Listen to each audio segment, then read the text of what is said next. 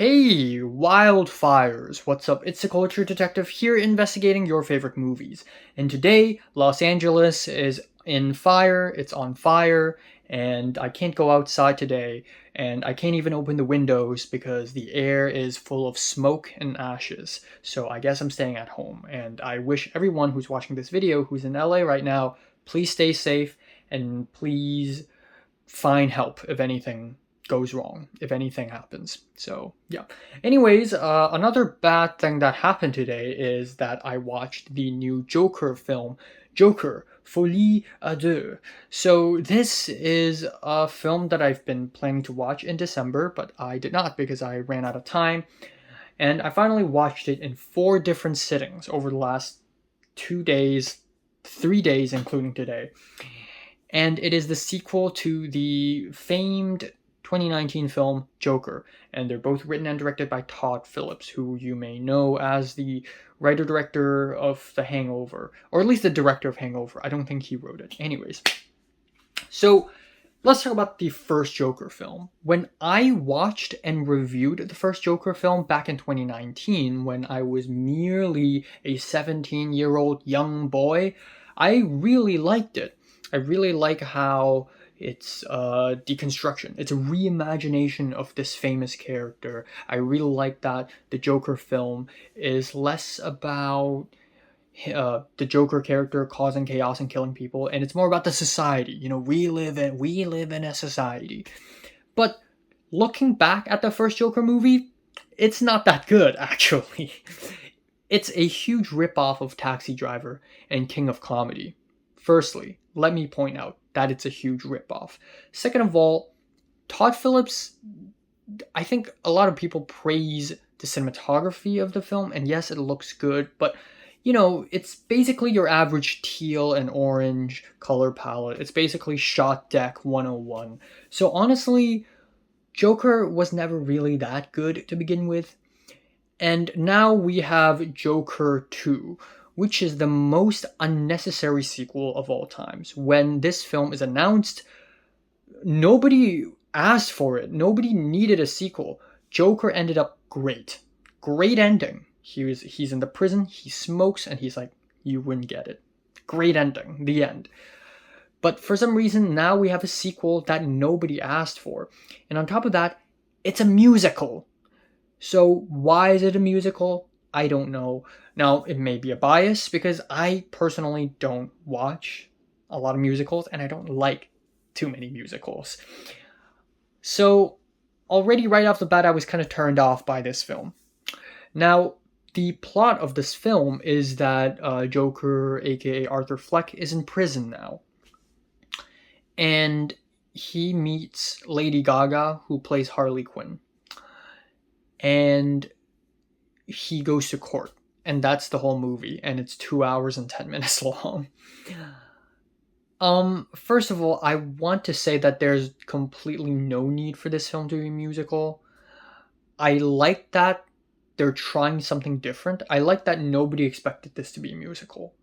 That's something I admire. But this film undercommits as a musical.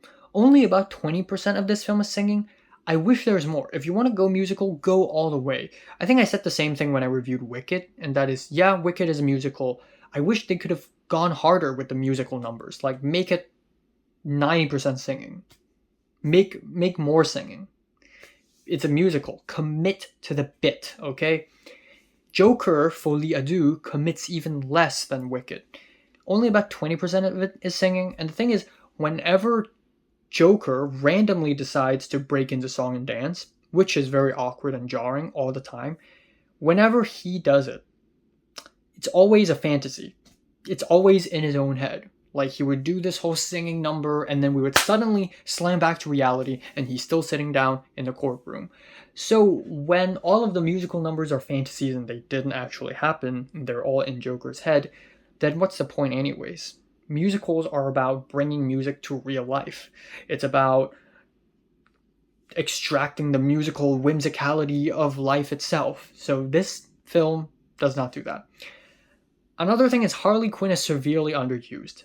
Harley Quinn did nothing in this film other than to hype up Joker and kiss Joker and they had a sex scene for some reason, and then she gets mad at the end, and then she leaves.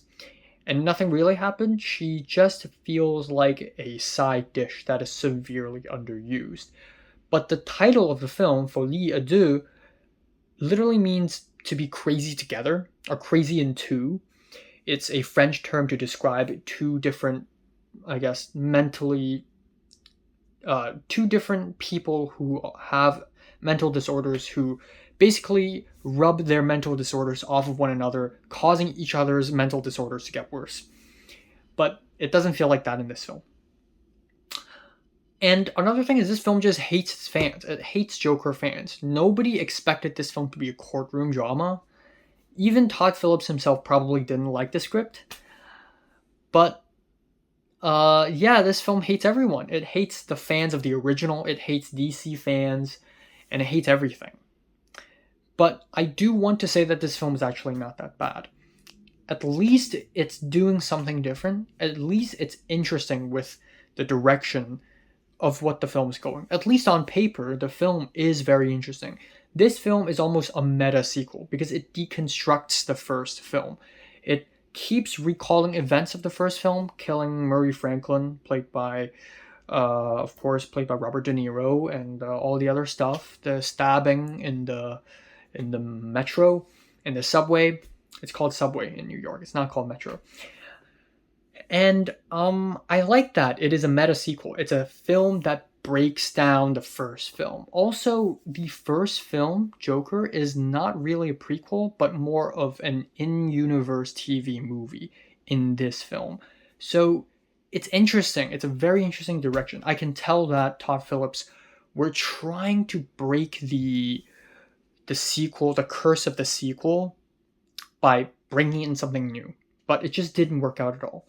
And ultimately, the film feels hollow. If the film's ultimate message is about rebelling against the establishment, fighting the authorities, it didn't really do that because we didn't really see that much about Joker's life and the society in Gotham in this film. So we can't critique the society when we don't see much of the society. Finally, I want to say this film was a huge missed opportunity because this film could have been about a toxic relationship, and that would make this film 100 times more interesting. If this film is about Joker and Harley Quinn's relationship, but the toxicity, the abusiveness, the manipulation from both parties, and them breaking apart at the end, it would be so much more interesting to study as a romantic drama. It would be so much more interesting. I wish the film went that way. I really do. But yeah, it is what it is. Feeling a strong 4 to a light 5 out of 10. So, have you watched Joker Folie à deux?